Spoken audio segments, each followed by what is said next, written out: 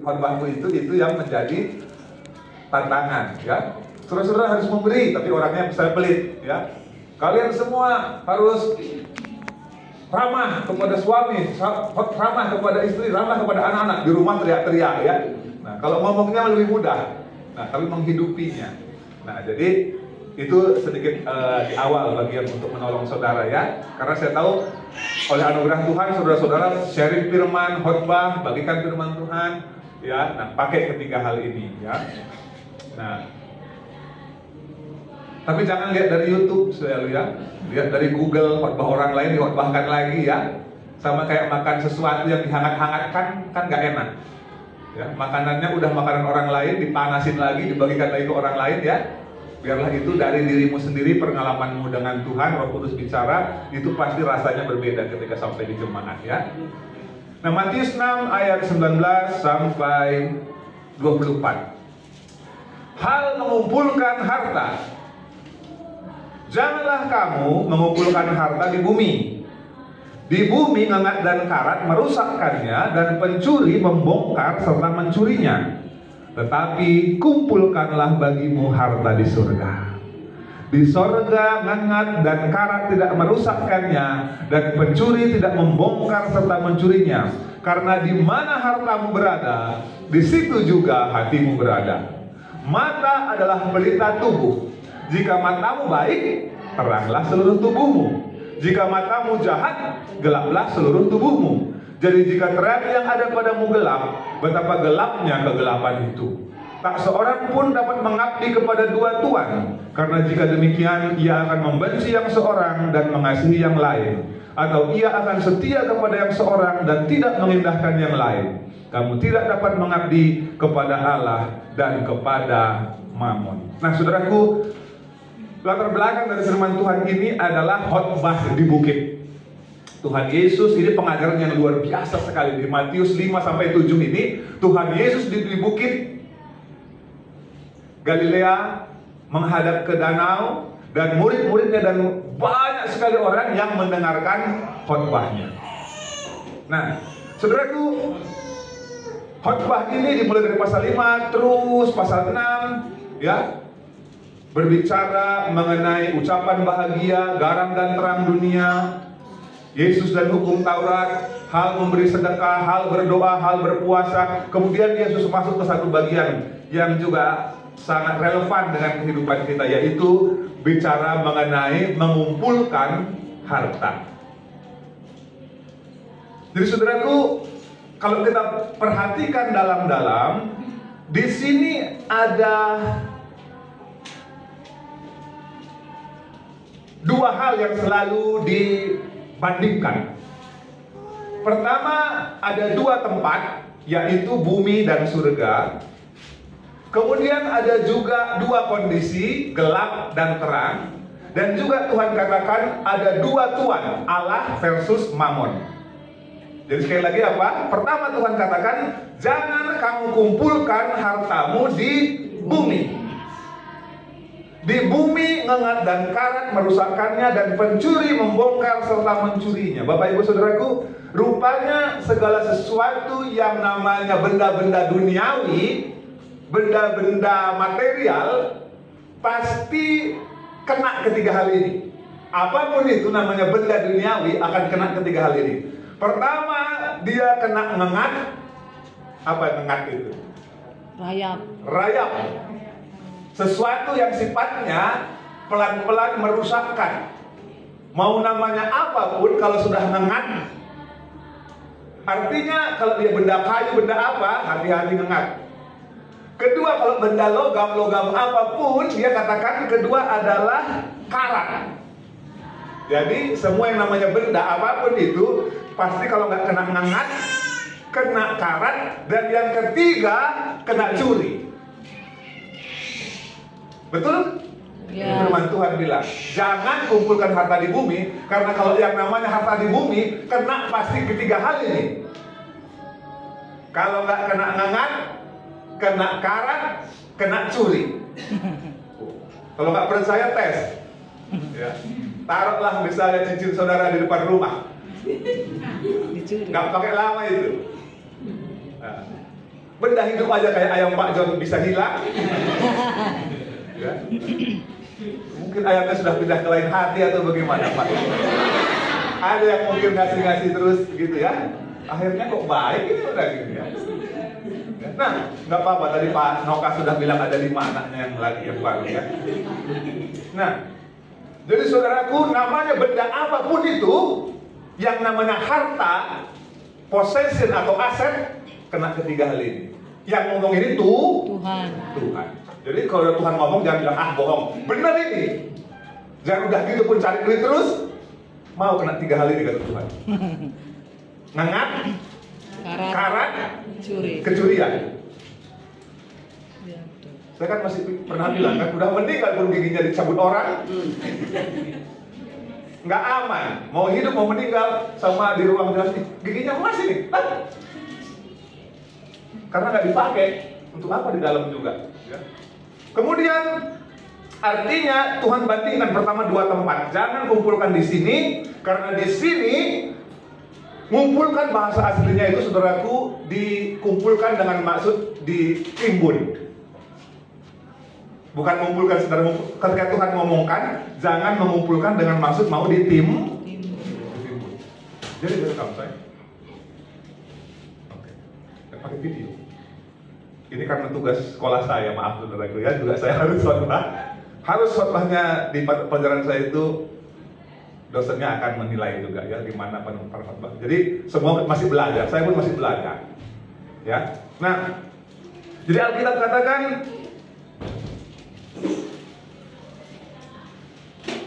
di bumi ketiga hal ini akan kena kepada kita.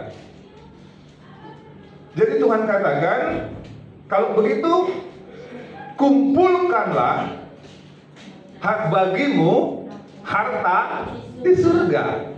Di surga ngengat dan karat tidak merusakkannya, dan pencuri tidak membongkar serta mencurinya. Saya berpikir Bapak Ibu Saudara, gimana kita mengumpulkan harta di surga?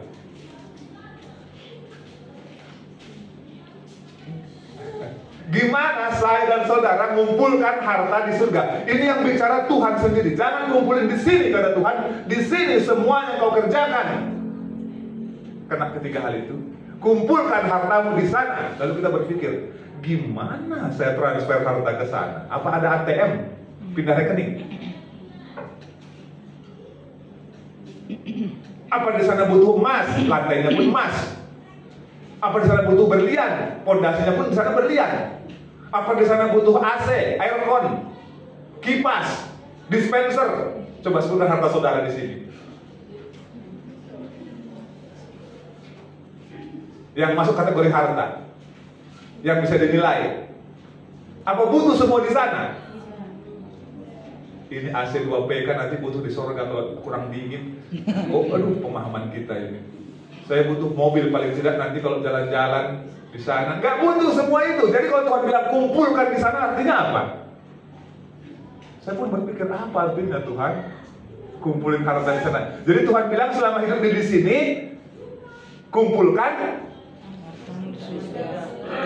Bukan disuruh bikin besar gudang, stok lebih banyak. Tuhan bilang, saudara baca, coba kita baca kitab Lukas 12 ayat 20-21. Lukas 12 ayat 20-21. Ini tentang orang kaya yang Tuhan katakan orang kaya yang bodoh.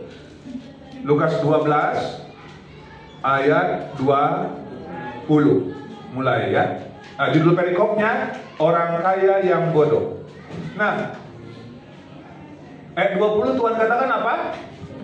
Tetapi firman Allah kepadanya, hai engkau orang bodoh, pada malam ini juga akan diambil daripadamu, dan apa yang telah kau sediakan untuk siapakah itu? Demikianlah jadinya dengan orang yang mengumpulkan harta bagi dirinya sendiri, jika ia tidak kaya di hadapan Allah. Haleluya. Jadi yang penting saudaraku bukan kaya di dalam manusia, tetapi mengumpulkan harta atau kaya di hadapan Tuhan. Haleluya. Oh. Karena saudara, semua yang dibanggakan di bumi ini itu ngangat, karat, pencuri, semuanya jadi barang rongsok nantinya. Kalau itu kita banggakan di hadapan Tuhan, nanti Tuhan bilang apa? Emas, karena ini semua lantainya di sini emas. Apalagi yang mau dibanggakan? Saya sudah capek banting tulang Tuhan, sudah ada 100 gram. Apa? Itu 30 tahun kau kerja, saya udah punya Tuhan tanah 2 are. Oh, hebat. Kau tahu nggak firman Tuhan 1 Petrus bilang segala sesuatu akan hancur dengan unsur-unsurnya. Itu kau kumpulkan. Yang hancur tadi itu. Tapi itu sertifikat di bank ada beberapa. Tuhan bilang, hei orang bodoh, ayat 20. Malam ini juga jiwamu akan diambil daripadamu. Apa yang telah kau sediakan, loh, artinya akan berebut keluarga ini. Cuman sehari nangis, besoknya rebutan. Langsung pikirkan itu kalau kos-kosan udah berkelahi. Maka Tuhan bilang, oh orang bodoh, yang kau kumpulkan di sini nanti nggak akan sampai ke sana, jadi bahan rebu. Demikianlah jadinya, kata Tuhan, orang yang mengumpulkan harta bagi dirinya, kalau dia tidak kaya di hadapan Tuhan. Artinya saudaraku, di mata Tuhan itu mengumpulkan harta itu artinya apa? Atau pahala atau perbuatan baik. Semua yang kau kerjakan kebaikan sesuai firman Tuhan, itu artinya mengumpulkan harta di hadapan Tuhan. Amin.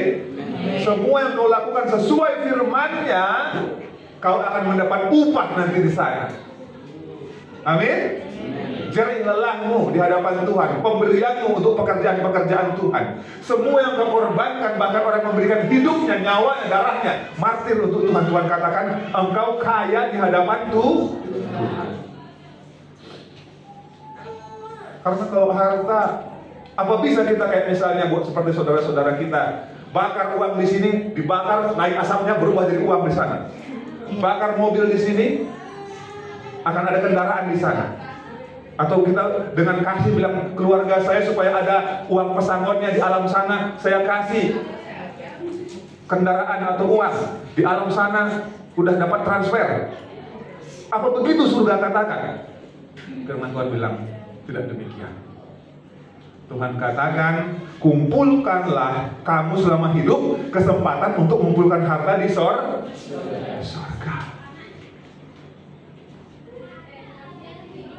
Semua perbuatan baik, Tuhan katakan semua di kitab Wahyu, mereka akan mengenakan pakaian putih. Itu adalah katanya apa yang sudah dibersihkan dengan darah anak domba. Semua kita udah nggak butuhkan lagi nanti kalau di surga Bapak Ibu, nggak butuh kendaraan karena kemana-mana sudah seperti tubuh Tuhan kemuliaan. Ya, nggak ada yang namanya 1 jam lagi baru sampai. Di mana pom bensin? Aduh, itu mesti semua. Ya. Yesus ketika dalam tubuh kemuliaan, begitu dia masuk ke ruangan, dia bilang shalom. Gak perlu masuk ini gak ada lagi yang namanya material itu gak mempan lagi sama tubuh kemuliaan. Dan Tuhan bilang kumpulkan semua, mindset saya dan saudara dirubah, selalu berpikir mengenai kerajaan surga, kekekalan, jangan duniawi terus berpikirnya. Yes, kita butuh. Yang kita cari itu memang orang dunia juga cari. Coba baca, kita baca Matius 6 mulai ayat 33 ya. Ya. Ayat 32 itu. Ayat 32 Tuhan katakan apa? Matius 6 ayat 32. Ayat 32 dulu Pak. Ya. Semua itu yang tidak mengenal Allah. Tetapi haleluya. Tetapi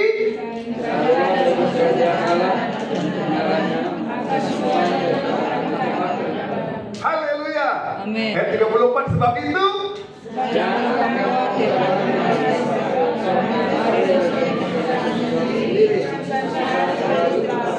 Amin. Jadi saudaraku, alasan orang ngumpulkan karena khawatir. Begitu nggak? Ya. Simpan stok. Itu karena khawatir. Siapa tahu ada masalah ke depan. Siapa tahu nanti anak-anak nggak terbeli. Siapa tahu nanti dia nggak sepintar saya. Kalau tidak udah saya stok dulu lah warisan. Siapa tahu, dan siapa tahu. Kalau begitu, kerja keras banting tulang supaya bisa berapa turunan nanti ada. Tapi Tuhan bilang apa? Semua itu, kata Tuhan di ayat 32, Dicari bangsa-bangsa. dicari oleh bangsa yang Tidak mengenal Allah. saya dan saudara kenal Allah. Amin. Jadi jangan salah cari. Jadi kalau masih cari juga berarti nggak kenal Allah ini. Semua itu dicari oleh orang yang tidak kenal Allah itu siapa. Saya dan saudara kenal dia itu Bapa kita yang baik. Akan tetapi Bapakmu yang di surga, haleluya, tahu. Bukan dia, oh perlu ya? Enggak, dia tahu. Mau bayar sekolah anakku ini. Anakku ini ntar lagi udah jatuh tempo ini. Bapak di surga tahu. Haleluya. Makanya jangan khawatir dan numpuk. Gak bisa ke gereja hari ini, gak bisa komsel hari ini. Kenapa? Ini pas lagi saya banyak tagihan ini, harus tancap gas ini. Kalau nggak injak gas gini, nggak ada uang dari surga. Saya nggak bisa ke warung pakai iman, harus pakai uang. Bahasanya kelihatannya. Tapi seberapa lama lah kamu tancap gas kalau nggak cari Tuhan dulu? Tetapi carilah dulu. Ini bicara sekali lagi prioritas. Cari dulu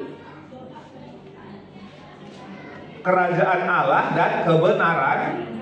Kerajaan Allah, ketuhanan Yesus, kerajaan surga, itu dulu pikirkan, cari dulu. Maka yang lain mengikuti. Haleluya. Ini luar biasa saudaraku. Jadi dapat dulu depannya, belakangnya ikut. Jangan kamu khawatir akan besok, karena besok mempunyai kesusahannya sendiri, kesusahan sehari cukuplah untuk sehari. Nah, jadi jangan kumpulkan harta, kata Matius 6 tadi itu. Ayat 19, jangan kamu kumpulkan, karena namanya kamu kumpulkan pun kamu mau stok nanti ujung-ujungnya kena 3 hal itu.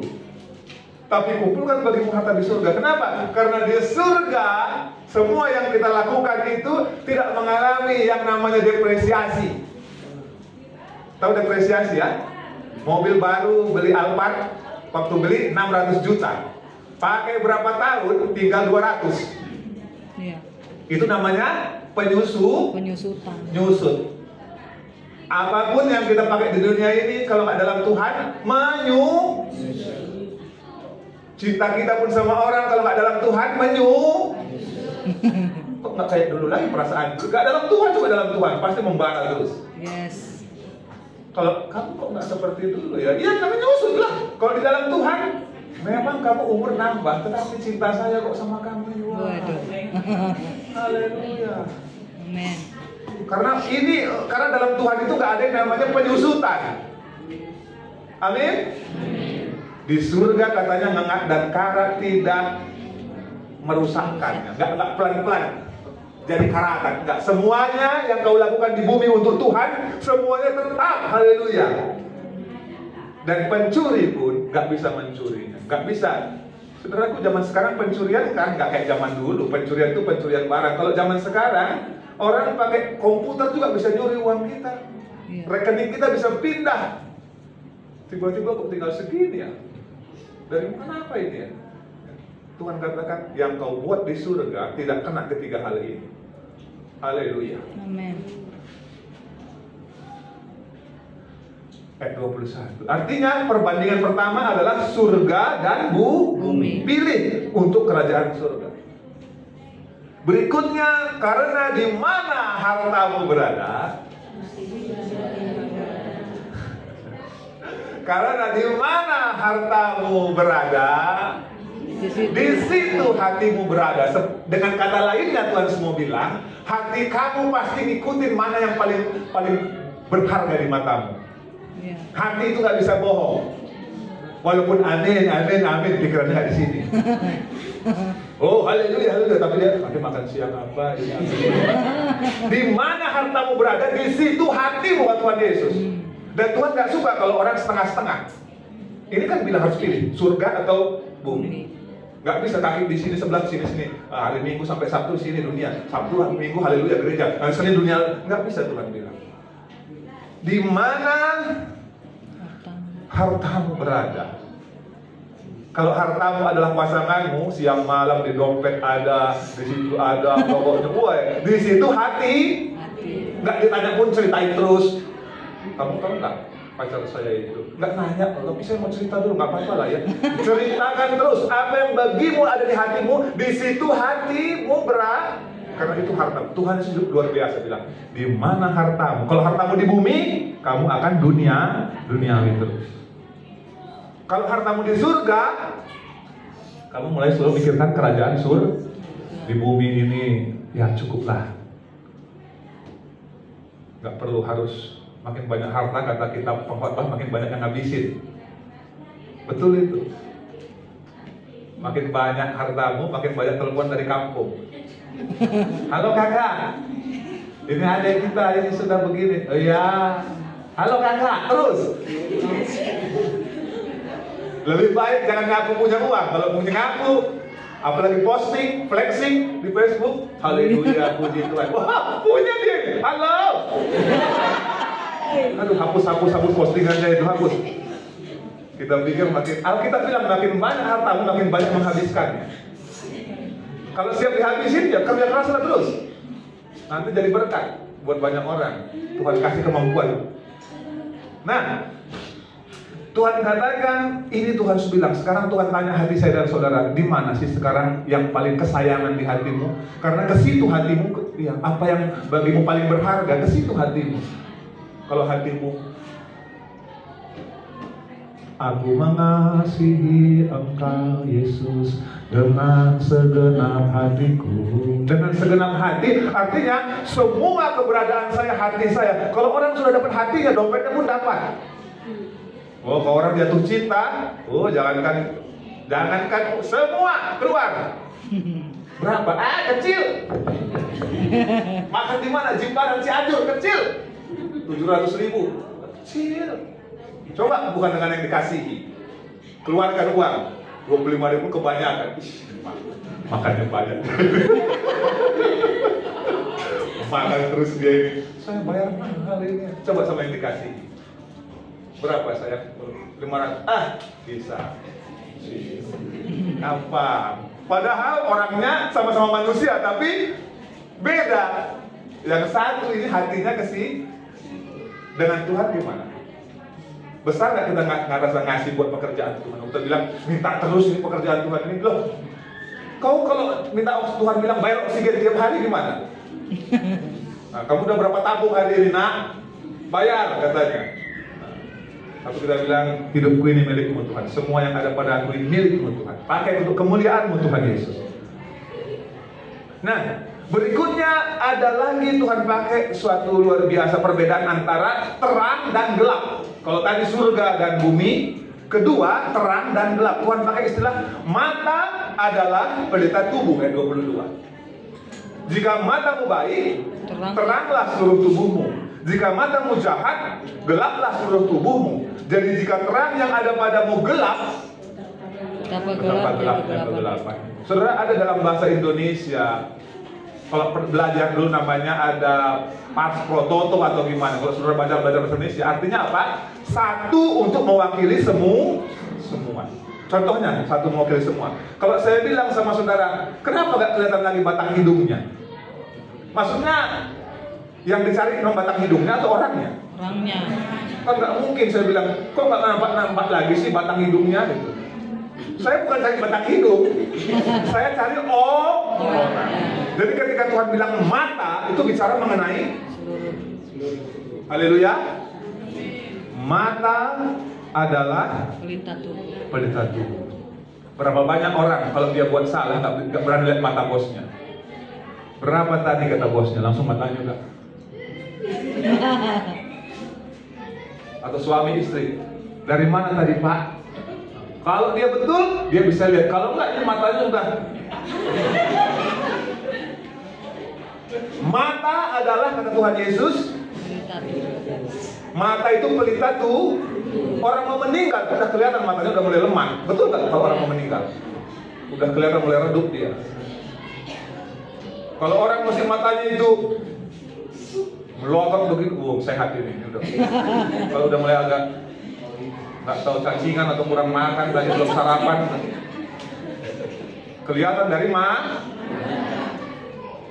nggak usah diperiksa dulu sama dokter, langsung lihat matanya pun sudah kelihatan. Coba lihat mata saudara, lihat kiri kanan, lihat matanya semua, kayak gimana matanya semua. Coba lihat dulu, ada yang karena bilang mata adalah pelita tubuh, langsung kelihatan suasananya dari sini ya. Tuhan buat itu luar biasa, mata adalah pelita tubuh. Awas mata yang sedang melihat itu sebelah minggu. Kenapa? Karena Tuhan sudah tahu, karena Bapa di surga selalu melihat ke bawah. Hati-hati gunakan matamu. Nah, anak Tuhan matanya itu bersih, jernih. Ini bicara keseluruhan hidupnya. Mata adalah pelita tubuh. Jika matamu baik, teranglah seluruh tubuh. Amin. Artinya yang dilihatnya yang baik, yang benar, gak lagi lihat yang jelek. Udah sehat matanya ini. Oh, ini gak bagus dilihat. Ini gak bagus. Ini gak bagus lama-lama, ini kecanduan saya. Oh, gak bisa. Matamu baik. Kalau Tuhan katakan jika matamu jahat, ayat 23, gelaplah seluruh tubuh. Jadi artinya apa? Ini kalau kena di tadi hati kan, sekarang mata. Ini dua-duanya bicara pusat di sini.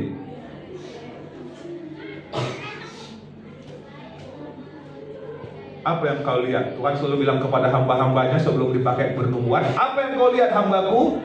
Lalu hambanya bilang, aku melihat ini. Baik sekali penglihatan. Artinya apa? Yang dilihat Tuhan sama yang kita lihat sudah sama. Jangan beda.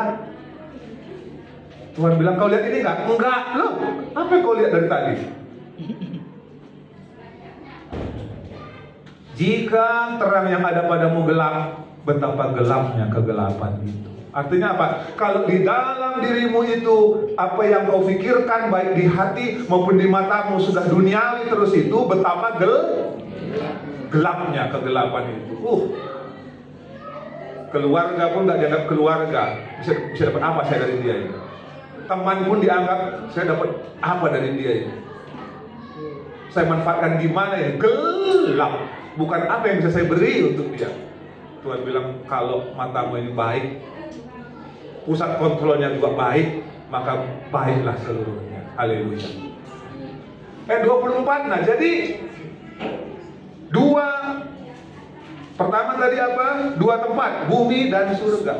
Kamu tidak bisa, jangan kumpulkan di sini. Kedua, terang dan gelap. Nggak bisa setengah-setengah gelap, setengah terang. Ketiga, 24. Tak seorang pun dapat mengabdi kepada dua tuan. Karena jika demikian, dia akan membenci yang seorang dan mengasihi yang lain, atau ia akan setia kepada yang seorang dan tidak mengindahkan yang lain. Kamu tidak dapat mengabdi kepada Allah dan kepada Mamon. Mamon itu bicara dewa harta kekayaan. Jadi zaman dulu kalau namanya harta, istilahnya Mamon. Mau uang, mau perhiasan, namanya sudah jadi Mamon. Nah, jadi yang ketiga saudaraku bicara tidak bisa mengabdi kepada dua bos. Wow. Tak seorang pun. Ini Tuhan bicara kepada kita. Artinya di dalam hidup saya dan saudara tidak boleh ada dua bos. Tidak boleh ada dua kurios atau tuan. Tidak bisa. Kenapa?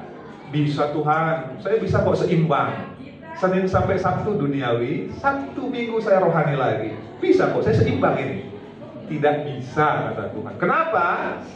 Karena tiga hal ini gak bisa dilakukan oleh orang yang mendua hati. Kenapa? Karena pertama, dia akan hanya bisa mengasihi, setia, dan mengabdi hanya kepada satu. Kita kan hanya begitu.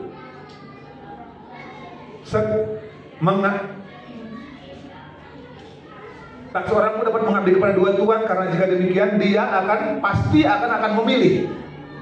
Pertama, dia benci seorang, mengasihi yang lain. Setia kepada yang seorang, tidak mengindahkan yang lain. Mengabdi kepada Allah atau kepada harta. Jadi saudaraku, mengumpulkan itu lama-lama nanti jadi mengabdi. Ya kan? Mengumpulkan harta itu seperti mengabdi. Artinya apa mengabdikan ini? Demi harta saya rela segalanya. Mengabdikan diri. Buat gini, siap? Saya mengabdi, yang penting harta. Pingin begini, siap? Itu mengabdi. Saudaraku,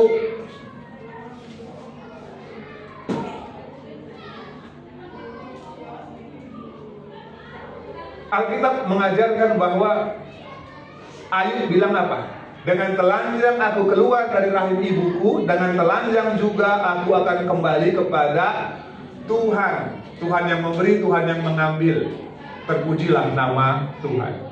Ayub mengerti bahwa waktu lahir pun kan tidak ada yang pakai jam Rolex. Begitu keluar sudah pakai sepatu. Begitu keluar kita semua nggak pakai apa-apa. Tapi Tuhan mau bilang, kumpulkan hartamu di surga. Kerjalah kamu di dunia ini. Coba baca Yohanes pasal 6. Haleluya.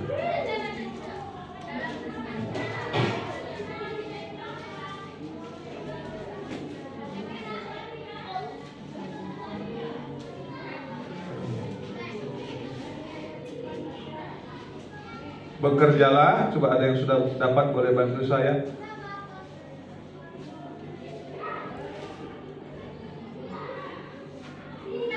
Ayat 27, Yohanes 6 ayat 27. Firman Tuhan kepada kita berkata apa? Bekerjalah bukan untuk makanan yang akan dapat binasa, melainkan untuk makanan yang bertahan sampai kepada hidup yang kekal, yang akan diberikan Anak Manusia kepadamu, sebab dialah yang disahkan oleh Bapa, Allah dan Materainya. Lanjut ayat 28. Lalu kata mereka kepadanya, apakah yang harus kami perbuat supaya kami mengerjakan pekerjaan yang dikehendaki Allah? Jawab Yesus kepada mereka, inilah pekerjaan yang dikehendaki Allah, yaitu hendaklah kamu percaya Dia yang telah diutus Allah. Amen. Jadi percaya itu adalah bentuk bekerja. Kamu percaya Tuhan pelihara kamu hari ini keluar rumah tanggamu? Yes. Maka saya keluar cari makan. Karena saya percaya. Bukan saya kerja baru beda. Percaya dulu baru saya melakukan. Percayanya pun jelas, percaya kepada Tuhan Yesus Kristus. Jadi saudaraku, indah ketika kita ikut Yesus ini. Semua yang kita lakukan ini bukan berdasarkan terpaksa atau sesuatu yang beginilah memang hidup di perantauan, yang keringat bercucuran kayak begini, kepala jadi kaki, kaki jadi kepala. Ya memang begini. Loh, kamu di bawah kutuk atau di bawah berkat? Kalau kamu di bawah berkat, pekerjaan itu kesenangan. Ya sudah senang, lihat bangunan jadi bagus, lalu diberkati lagi. Ya sudah senang, orang lain dapat manfaat dari pekerjaan kita. Misalnya orang dokter, dia menyembuhkan, dia memberi obat, orang itu sembuh, dia dapat berkat juga. Orang misalnya membangun, hasil karyanya bagus, dia pun senang, orang lain pun dia menjual barang, orang lain dapat manfaat, dia sendiri dapat bekerja sesuatu yang jadi menyenang. Kalau bekerja gak menyenangkan, kapan lah kayak begini nih ya. Loh, kok gak senang lagi kamu? Dalam Tuhan pekerjaan itu adalah dimulai dari percaya dulu. Inilah pekerjaan yang Tuhan mau. Kamu percaya kepada Yesus, maka semuanya cari dulu kerajaan Allah, semua ditambahkan kepadamu. Amin. Nah, jangan pikirkan selalu buat di dunia. Tuhan sudah bilang tadi, hai orang BODOH, semua yang kau kumpulkan nanti itu buat siapalah nanti itu. Kalau begitu apa? Bekerjalah untuk sesuatu yang kekal. Dalam hal praktek, dalam hal praktek nyata, ya, layani Tuhan, layani sesamamu, berbuat baik sesuai dengan firman Tuhan. Itu seperti sedang mengumpulkan harta. Itulah yang Tuhan katakan kaya di hadapan Tuhan. Reach toward God, artinya di hadapan Tuhan orang ini walaupun sederhana di bumi, tetapi dia kaya di hadapan Tuhan. Mana lebih kaya, orang yang mengumpulkan uang atau yang dia suka memberi? Ya. Kalau orang yang mengumpulkan, ini kategori pelit, kategori kekurangan. Tolonglah doakan, di rekening saya tinggal 10 juta. Gak tahu gimana besok. Lalu yang didoakan ini rekeningnya cuma 100.000, tetap sukacita. Coba saya doakan dulu kamu. Tuhan, berkatilah dia, tinggal 10 juta uangnya. Tetapi mentalnya itu udah mental miskin ini. Di benaknya kalau nggak uang banyak ini saya, aduh. Tadi Matius bilang apa? Jangan kamu khawatir. Lihatlah burung yang tidak Bukan saya bilang, Pak Gembala tadi bilang gak usah kerja mah, gak usah lagi cari makan. Ini berarti saudara lain pemikiran saudara. Bukan ini maksud saya. Itu berarti kesimpulannya salah. Bukan itu maksud saya. Ya. Matius 6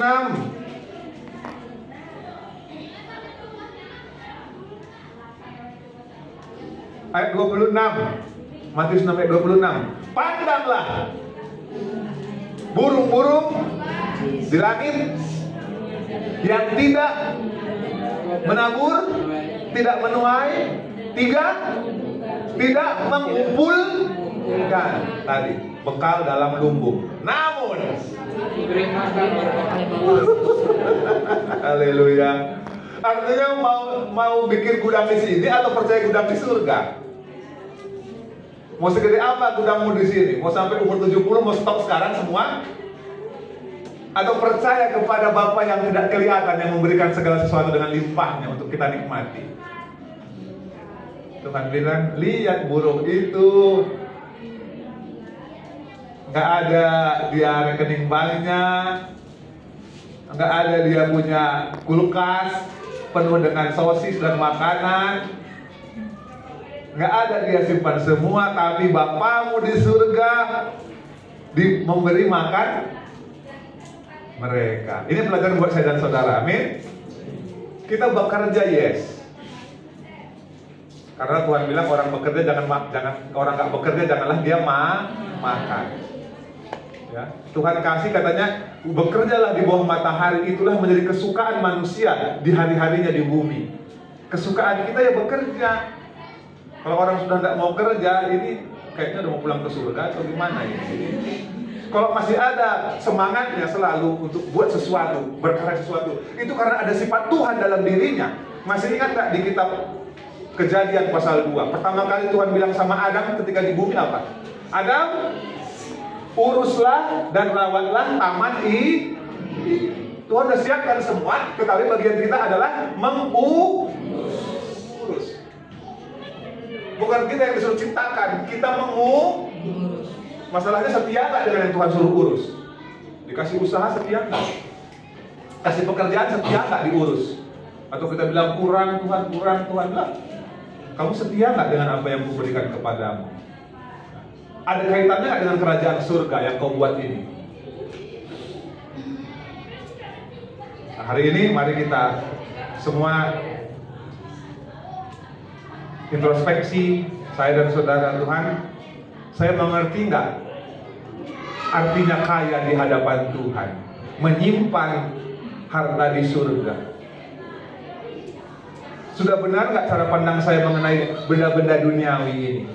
Benda duniawi ini alat untuk saya memuliakan Tuhan. Amin.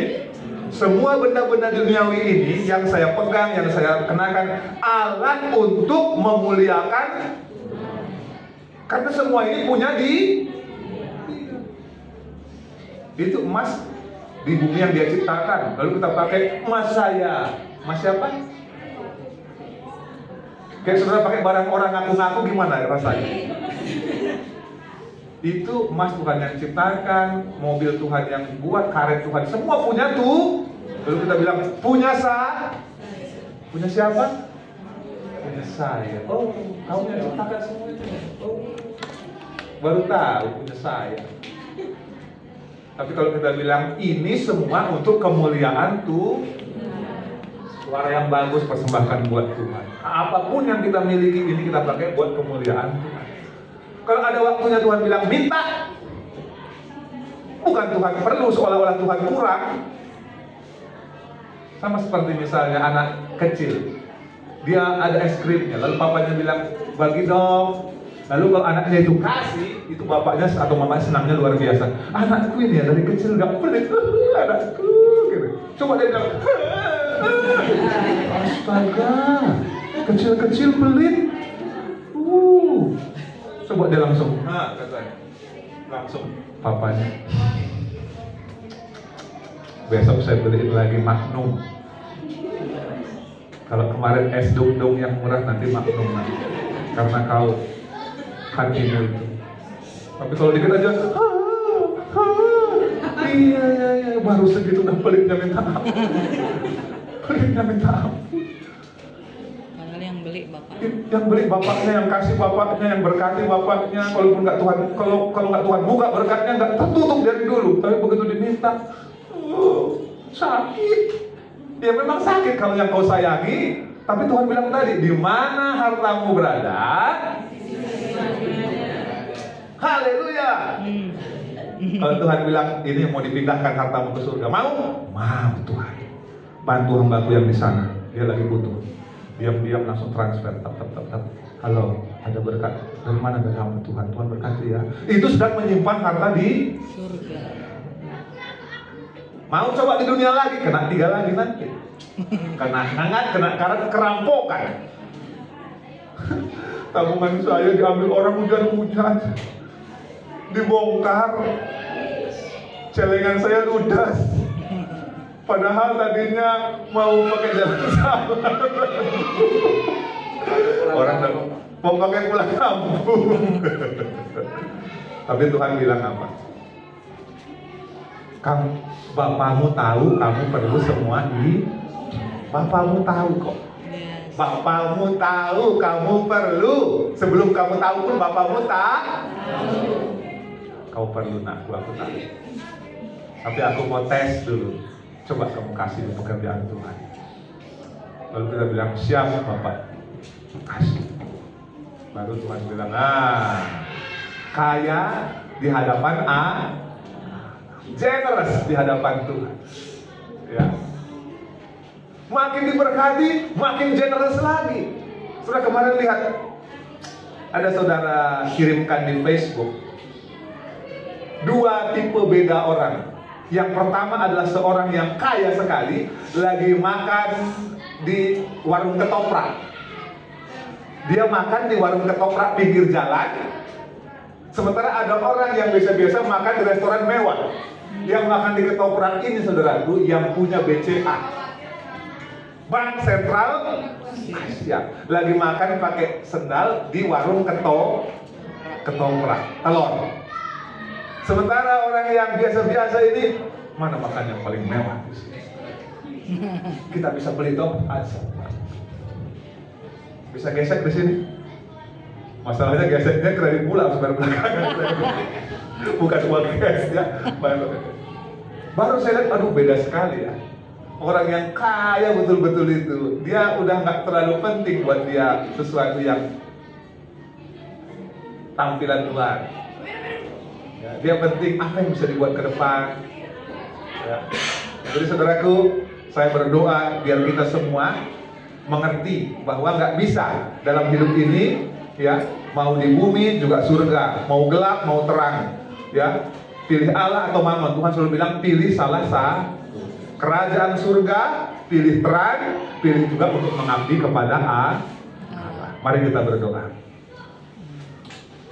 Haleluya. Terima kasih.